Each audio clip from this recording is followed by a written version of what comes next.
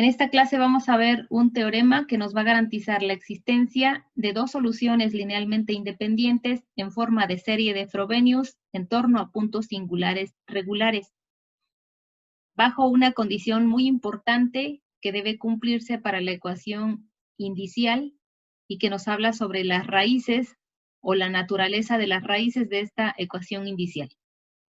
Vamos a ver primero el teorema y después vamos a ver un ejemplo en donde se aplique este teorema.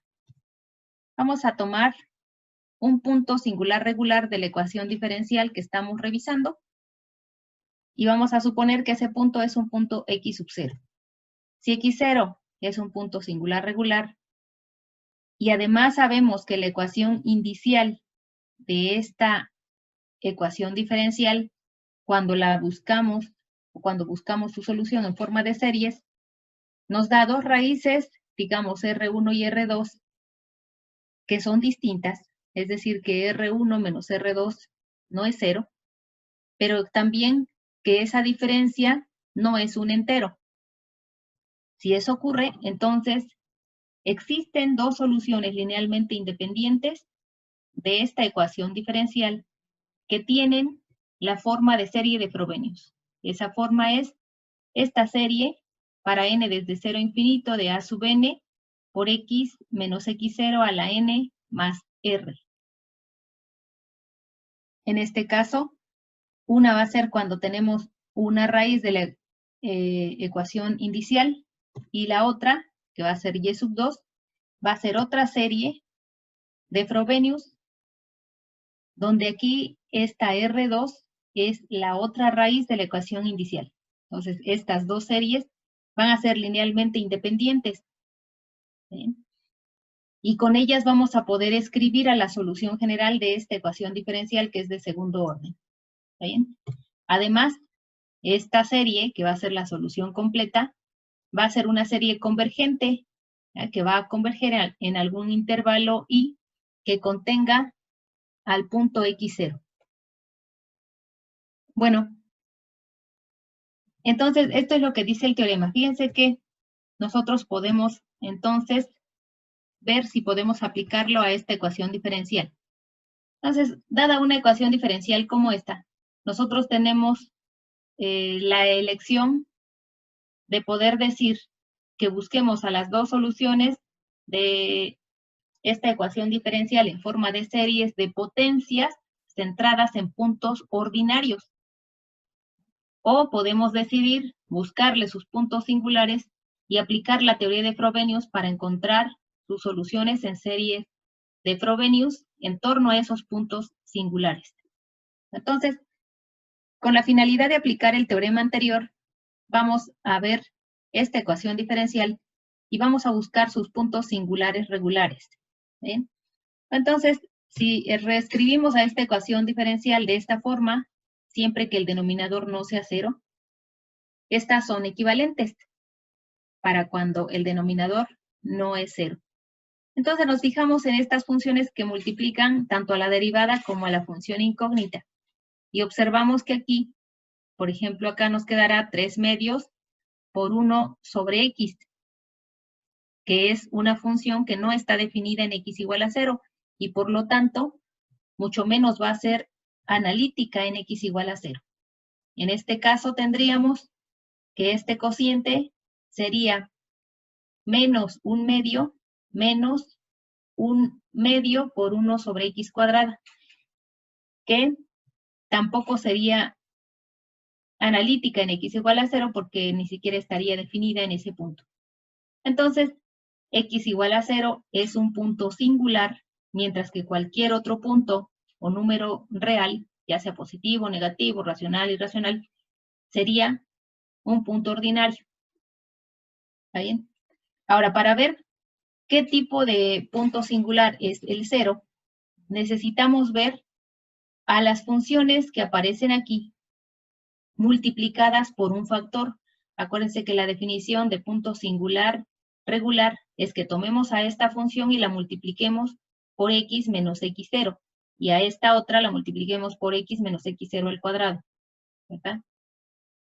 Entonces, cuando hacemos eso, debido a que nuestro punto x sub 0 es el 0, aquí había que multiplicar por x y aquí por x cuadrada. Cuando multiplicamos aquí por x, aquí nos va a dar 3 medios. Y cuando multipliquemos aquí por x cuadrada, aquí nos va a dar menos x cuadrada más 1 sobre 2. Ambas funciones son funciones polinomiales, ¿ya? Y son analíticas en todo punto, en particular en el 0. ¿Está bien? Entonces, esas funciones resultantes son analíticas en el 0 y por lo tanto el 0 es un punto singular regular de la ecuación diferencial. Eso quiere decir que por el teorema de Frobenius, que ya hemos revisado, nos dice que existe al menos una solución en serie de potencias. ¿De qué forma? De forma de la serie de Frobenius, que es y de x igual a la serie para n de 0 a infinito de b sub n, unos coeficientes que no sabemos quiénes son hasta ahorita y que tenemos que determinar, por x a la n más r, donde estos valores de r también debemos determinar a partir de la ecuación indicial. ¿Está bien? Entonces, para que podamos aplicar el teorema que acabamos de ver ahora, necesitamos ver quién es esa ecuación indicial, para que a partir de sus raíces podamos decir si vamos a encontrar dos soluciones de esta forma, ¿ya? O si de plano no podemos decir que podamos encontrar esas dos soluciones de esta forma. Entonces, para ver quiénes son esos coeficientes b sub n y esos valores de r, tomamos a la función y la derivamos, ¿ya? Tantas veces como sea necesario para sustituirlas en la ecuación diferencial, de manera que en la sustitución podamos encontrar alguna relación entre los coeficientes b sub n y los valores de r, que nos permitan determinar quiénes son los coeficientes b sub n y quiénes serían los valores de r. ¿Sí? Entonces, escribimos a y de x de esta forma, ¿ya? Es de esta forma, y calculamos la derivada. ¿Quién es la derivada? Pues es derivar cada uno de estos términos. Por ejemplo, aquí nos quedaría b sub 0 por r por x a la r menos 1, que es este. En este caso quedaría b sub 2 por r menos más 2 por x a la r más 1, que es este. Y así todos los demás. Bueno, de manera general esto se puede reescribir como esto que aparece aquí. Vean que en el caso en que tengamos la derivada de esta serie, debido a que no se cancelan términos, ¿verdad? No se pierden términos, este primer coeficiente b sub 0 sí existe. Por lo tanto, se debe agregar aquí en este término de la serie. Es decir, en esta serie, que es la derivada, el subíndice n empieza en 0 y se va a infinito. ¿Bien? Cuando teníamos puntos ordinarios, esta derivada empezaba en 1, porque se perdía el primer término cuando derivábamos. ¿Está bien? X a la r no aparecía y la derivada de b sub 0 era 0. Y como se perdía ese primer término, empezaba en n igual a 1. Para este caso, no. Aquí no se pierde este término cuando lo derivamos, por eso es que aparece en la serie y hay que agregarlo aquí en esta notación. Cuando volvemos a derivar, obtenemos la derivada, por ejemplo, de este término sería r por r menos 1 por b sub 0 por x a la r menos 2. La derivada de este es por ejemplo, tiene como derivada a b sub 2 por r más 2 por r más 1, todo por x a la r más 1 menos 1, que nos da x a la r. ¿Sí? De esta forma. Otra vez, este primer término no se eliminó, tampoco, porque aquí aparece esta variable x, que hace que no se anule la derivada, y por lo tanto, todavía tengamos término para n igual a 0. Entonces, esta serie otra vez empieza en n igual a 0. Acuérdense que cuando teníamos puntos ordinarios, esta serie ya empezaba en n igual a 2, porque se perdían los dos primeros términos. Bueno, entonces una vez que tenemos a las derivadas y a la propia serie, podemos sustituir en la ecuación diferencial con el objetivo de ver quiénes son los b sub n y los valores de r. Entonces, esta es la ecuación diferencial. original, ¿verdad? Vamos a sustituir, tendríamos 2 por x cuadrada, que multiplica a la segunda derivada, que es todo esto, y tal cual le escribimos aquí. Más 3x que multiplica la primera derivada. 3x que va a multiplicar a esta serie. Es decir, 3x que multiplica a esta serie, que es exactamente la misma. Menos x cuadrada más 1. X cuadrada más 1 por la función y, que en este caso es esta serie. Tal cual la escribimos aquí. Entonces, todo esto debe ser igual a 0. Necesitamos aquí, acuérdense, encontrar la relación entre los coeficientes b sub n y los valores de r. ¿Bien? Fíjense que aquí necesitamos entonces sumar estas tres series. Para que eso se pueda hacer, todas deben estar elevadas, ¿ya? Elevadas al mismo término y también deben iniciar en el mismo valor de n. ¿Está bien? Hasta aquí aún eso no se tiene. Más aún, fíjense que aquí aparece el 2x al cuadrado y como no depende de n y esta serie es convergente, se está suponiendo convergente, entonces este puede entrar aquí y nos quedará como 2 por este término por x a la n más r, ¿verdad? Este término también puede entrar aquí, este término podríamos aquí aplicar la distributiva, la ley distributiva, y entonces tendríamos aquí dos series. Vamos a ver qué es lo que podemos hacer. Esto así tal cual, lo voy a pasar a la otra lámina, ¿ya? Aquí está, tal cual. Y ahora vamos a ingresar este término, como decíamos, aquí adentro. Este otro aquí y este otro lo vamos a ingresar, pero también vamos a hacer la distribución. Para este primero nos quedaría esta serie con el 2 aquí adentro, 2, por este término, ¿ya? Por x a la n más r, porque este x cuadrada se vino para acá y nos dio x a la n más r. Más este 3 entra con la x con esta x que aparece aquí nos va a quedar x a la n más r, ¿ya? Y el 3 aquí adentro, menos esta x al cuadrado se va a multiplicar por esta serie que la podemos meter aquí y nos quedaría la serie para n de 0 a infinito de b sub n por x a la n más r más 2, que es este término. Luego este es menos esta serie que queda igual. ¿Está bien? Bueno, ahora tenemos estas 4 series. Podríamos ver, fíjense que aquí en cada una de ellas aparece x a la r. ¿Ya? X a la r aquí aparece x a la r, aquí también está x a la r y aquí x a la r. Entonces podemos tomar como factor común x a la r y luego dejar todo lo que está aquí como las series, ¿verdad? Entonces quedaría esta serie para n de 0 a infinito de ¿quién? Fíjense además que esta serie está dada en términos de x a la n más r, esta también, y esta también, y las tres empiezan en n igual a 0, así es que ya podemos sumarlas. ¿Ya? Tendríamos esta serie para n de 0 a infinito de todo este coeficiente, ¿ya? Todo ese coeficiente, que es este, luego es más este otro, luego es este otro que sería menos b sub n, ¿sí? Todo eso está multiplicando a x a la n, ¿ya? Como factor común, x a la n, menos esta serie que está solita, que está aquí y que se deja tal cual. ¿Sí? Pues entonces, esto así como está, lo voy a pasar a la otra lámina para ver qué es lo que vamos a seguir haciendo. ¿Está bien?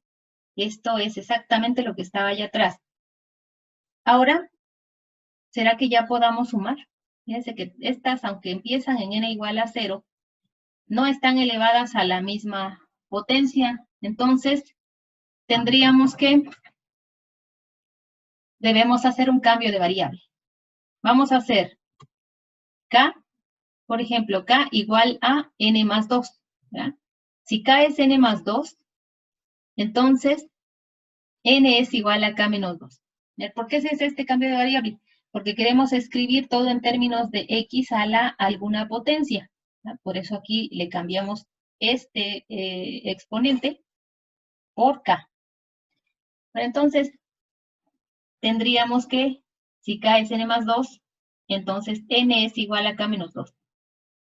Vamos a ver que como queremos sumar esta serie con esta, si aquí ocupamos la variable k, aquí debiéramos ocupar la variable k para tener una correspondencia nada más en notación. ¿Sí? Esto sería igual entonces a x a la r por esta serie, pero ahora escrita en términos de k. Eso basta con hacer simplemente n igual a k y sustituir en todo donde aparecía n, ponemos k. ¿Sí? ¿Sí? Esa es simplemente cambio de notación. Acuérdense que los índices son variables mudas. Entonces ahora aquí tendríamos que esa sería menos la serie de, ahora vamos a escribir esta serie en términos de k. ¿Está bien? Cuando n vale 0, k vale 2. Por eso aquí, en lugar de poner n igual a 0, ponemos k igual a 2. Y ahora, cuando n se va a infinito, k también se va a infinito. Entonces aquí, en lugar de poner infinito, lo cambiamos por este valor de infinito, que denota que k también se va a infinito. ¿De quién? De b sub n, pero n es igual a k menos 2, por x a la n más 2, que es k. ¿Está bien? Entonces tenemos estas dos series. Estas ahora sí ya están dadas en términos de x a la k, ¿ya? Que es la variable, pero esta empieza en 2 y esta empieza en 0. Para que las podamos sumar, tienen que iniciar en el mismo índice y estar dadas en términos de la misma potencia de la variable, que en este caso eso ya está listo. Entonces vamos a quitarle los dos primeros términos a esta serie para que el resto lo podamos sumar con esta otra. Los dos primeros términos son cuando k es igual a 0 y cuando k es igual a 1. Esos dos primeros términos los sacamos de esta serie y el resto, que es para cuando k vale 2 y de ahí en adelante, toda esta serie se va a poder sumar con esta. Entonces, eso será igual a x a la r, esta misma x a la r, ¿por quién? Por este primer término, que equivale a ser k igual a 0. Nos quedaría 2 por r, 2r, por r menos 1, que sería este, más 3 por r, porque k vale 0, 3r, menos 1, por b sub 0, ¿ya? Por b sub 0, por x a la 0, que es 1. ¿Está bien? Más, ahora vamos a agregarle el término en el que k vale 1. Si k es 1, quedaría 2 por r más 1, aquí, por r más 1 menos 1, nos va a quedar r, más 3 por r más 1, ¿ya? 3 por r más 1, todo menos 1 que está aquí. Y eso estará multiplicado por b sub 1, por x a la 1. ¿Ven? Entonces aquí tiene este b sub 1 y aquí debe estar la x.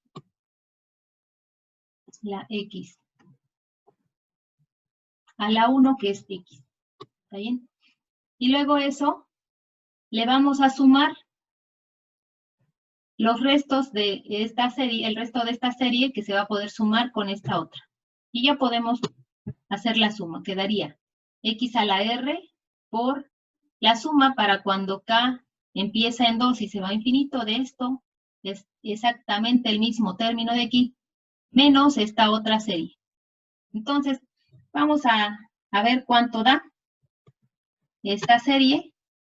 Eso quiere decir que la ecuación diferencial que expresa x, y' más y' menos y, acuérdense que esta es nuestra ecuación diferencial de la cual venimos, y sustituimos aquí a las series, eso es igual a esto último que hemos encontrado.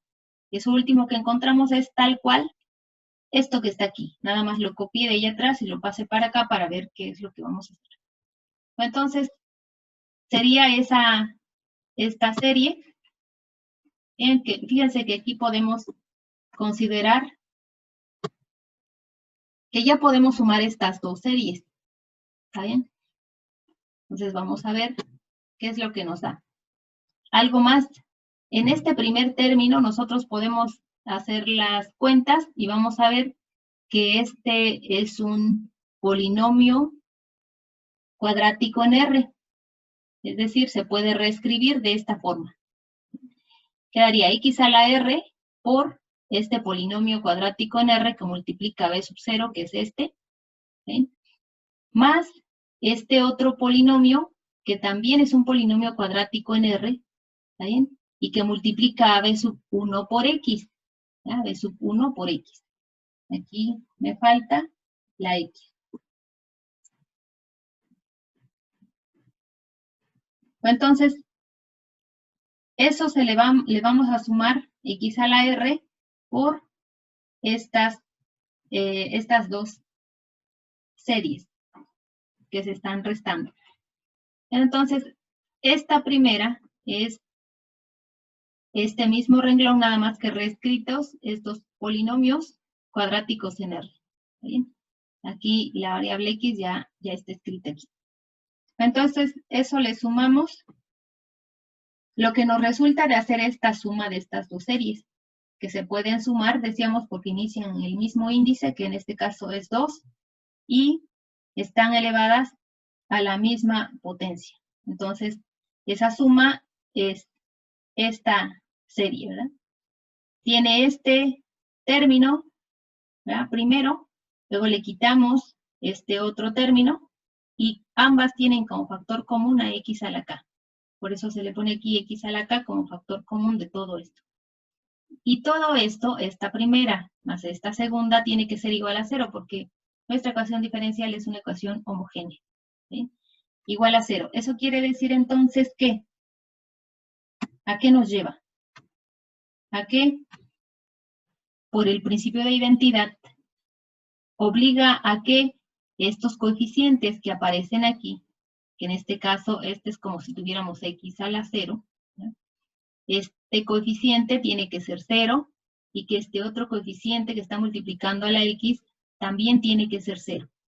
Y más aún, todos estos coeficientes que están aquí multiplicando a x a la k también tienen que ser 0. ¿Está bien? Entonces, eso implica que este término es 0, que este otro es 0, y que los coeficientes que están multiplicando a x a la k para cuando k es mayor o igual que 2, también tienen que ser 0. Entonces, fíjense que de ahí nosotros podemos obtener conclusiones.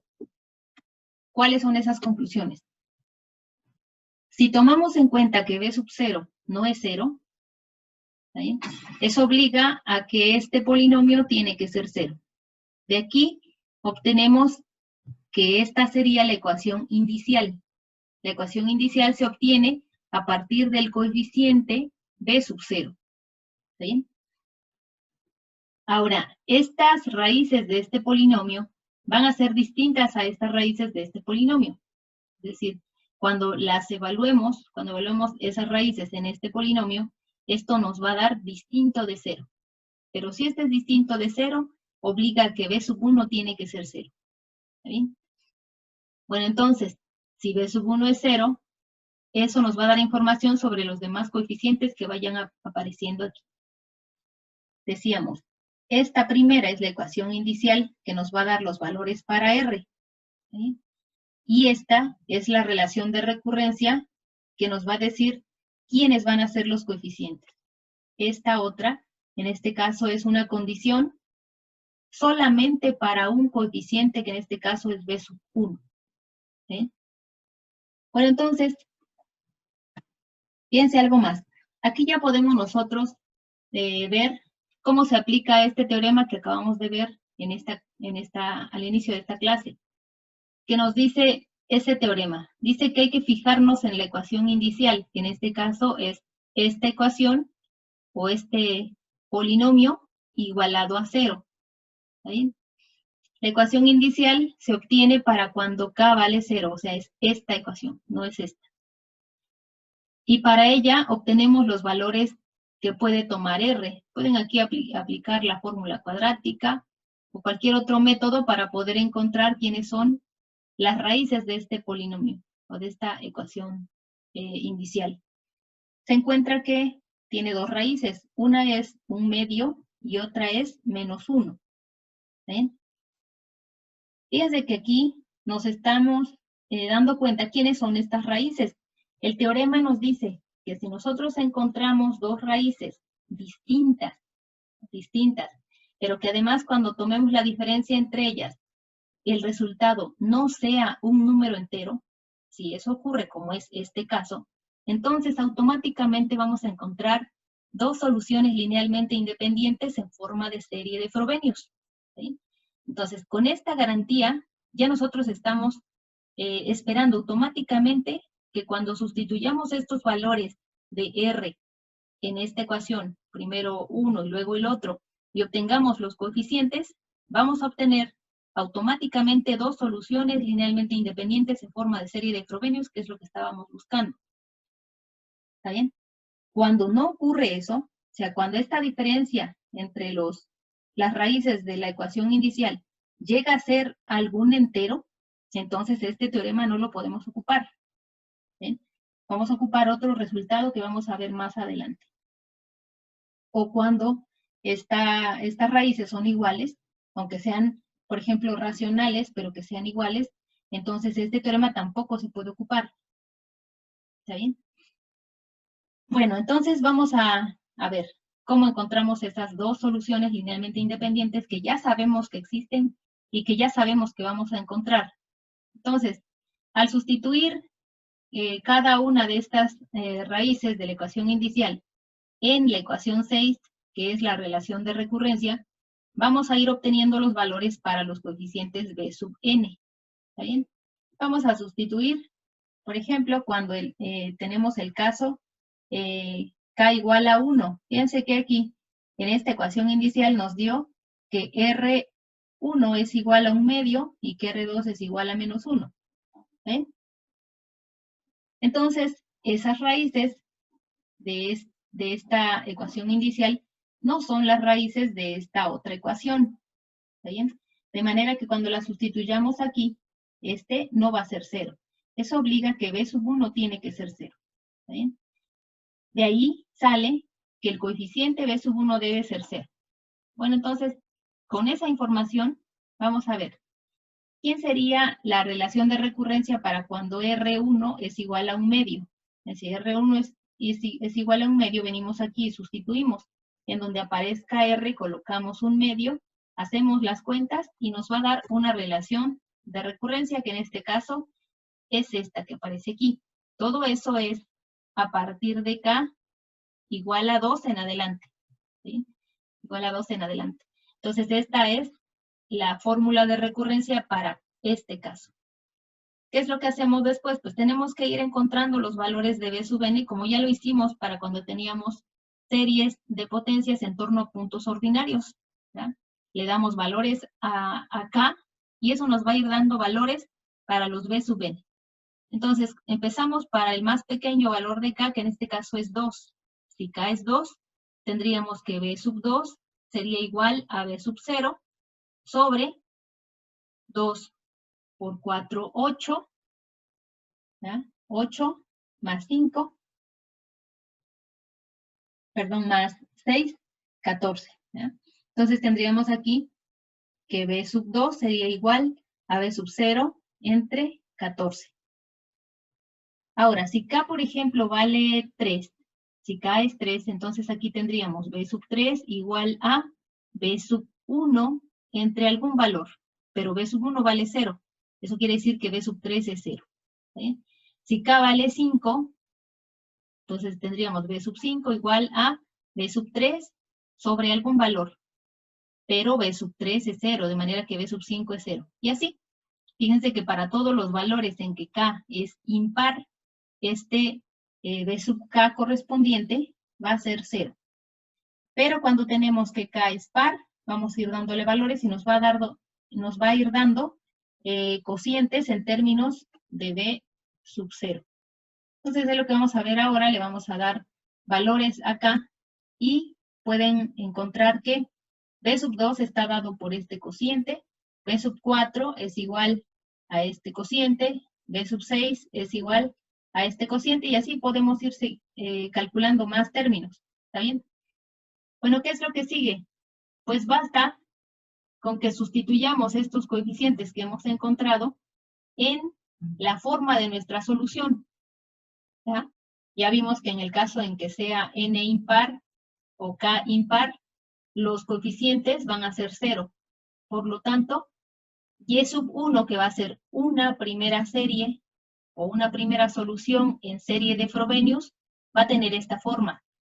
Aparece x a la r, en este caso r vale 1/2, por esta serie. Es una suma que empieza en n igual a 0 y se va a infinito.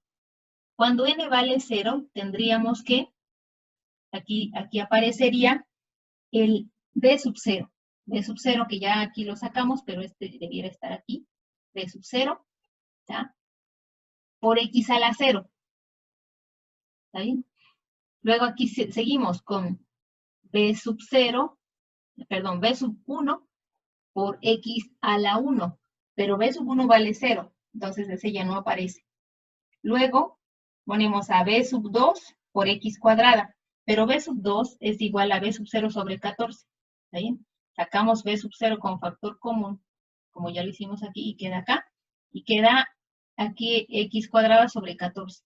Luego sigue b sub 3 por x al cubo, pero b sub 3 es 0, entonces este término no aparece aquí. Luego sigue b sub 4 por x a la cuarta, pero b sub 4 es este cociente. Sacamos a b sub 0 y nos quedamos con la división entre 616. Y así vamos sustituyendo. Todos los impares no van a aparecer porque valen 0 y los pares van a aparecer y tienen estos valores. Entonces, en lugar de buscarle nosotros una forma general, los dejamos de esta forma, de una forma explícita. Y siguen, ¿verdad? Siguen más términos. Bueno, entonces, esta es nuestra primera serie. Vamos a encontrar a la otra. Para eso vamos a tomar el otro valor de R. Cuando R vale menos 1, vamos a encontrar que su relación de recurrencia es esta que aparece aquí, para cuando K es mayor o igual que 2. Esta se obtuvo de sustituir en la relación de recurrencia número 6 el valor de R1 igual a menos 1. Entonces tenemos esta fórmula y le vamos dando valores otra vez acá a partir de 2 en adelante. Cuando K vale 2 tendríamos B sub 2 igual a B sub 0 entre algún valor. ¿Sí? Cuando K vale 3 tendríamos B sub 3 igual a B sub 1 entre algún valor, pero B sub 1 es 0. Entonces B sub 3 es 0. Y lo mismo va a ocurrir con los demás números para cuando K son impares. ¿Sí? Vamos a tener que los B sub K correspondientes van a valer 0. Y cuando K son pares, entonces vamos a ir obteniendo valores. Esos valores serían B sub 2 igual a este cociente, B sub 4 igual a B sub 2 sobre 20, pero B sub 2 era este valor, así es que sustituimos y nos da este cociente finalmente, y así con todos los demás. ¿Está bien? Entonces, una vez que tenemos algunos coeficientes, lo que hacemos es sustituir en nuestra forma de la solución. ¿Está bien? Ya vimos que los casos K impares son coeficientes iguales a 0 y por lo tanto la otra solución Y2 en forma de serie de Frobenius está dada por x a la r, que en este caso r vale menos 1, por una serie. Esta serie empieza en n igual a 0 y se va a infinito. ¿De quién? De b sub n por x a la n. Cuando n valga 0 tendríamos b sub 0. ¿Ya? Que aquí ya salió, por eso aquí nos quedó 1. Más b sub 1 por x, pero b sub 1 vale 0, por eso ya no aparece. Luego b sub 2 por x cuadrada, pero b sub 2, aquí está, es b sub 0 sobre 2, dale b sub 0 y queda aquí el 1/2. Por x al cuadrado y así, sigue el x cúbica, pero como es impar, entonces su coeficiente es 0. Luego el x a la cuarta y así todos los demás tienen como factor común a b sub 0, por eso este b sub 0 sale. ¿Ya? Pero además ese b sub 0 no tiene restricciones, puede valer lo que se le pegue la gana. ¿Ya? Entonces, es una constante arbitraria, digamos. De manera que ya tenemos aquí a otra solución, y sub 2 de x. La independencia lineal entre y1 y y sub 2 se da precisamente por estos valores que aparecen aquí, que son exponentes de la variable. Y esos exponentes, ocurre que siempre cuando tenemos que sean diferentes y que su diferencia no sea un número entero, estos siempre nos van a dar términos de la serie que van a ser linealmente independientes. De manera que tenemos que la solución general va a ser igual a C1, donde C1 es una constante cualquiera, que allá atrás le llamamos B sub 0, pero le vamos a escribir como C sub 1, que es una constante cualquiera, que multiplica a la primera solución Y1, ¿ya? Más C sub 2, que multiplica a la otra solución. Aquí no hay sugerencia en que podamos escribir primero alguna y luego a la otra, ¿ya? No importa cómo se escriban, lo que debemos saber es que siempre es una combinación lineal de esas dos soluciones linealmente independientes. Bueno, y entonces esta sería la solución general de la ecuación diferencial que nos dieron al principio, en la que hemos obtenido una solución general en términos de serie de provenios, ¿ya? Se puede ver que esta serie converge. ¿Cómo podríamos verlo? Pues podemos aplicar el criterio de la razón para probar que esta serie converge, y además podemos determinar el radio de convergencia usando ese mismo criterio. En esto se les queda de tarea, y hasta acá sería todo.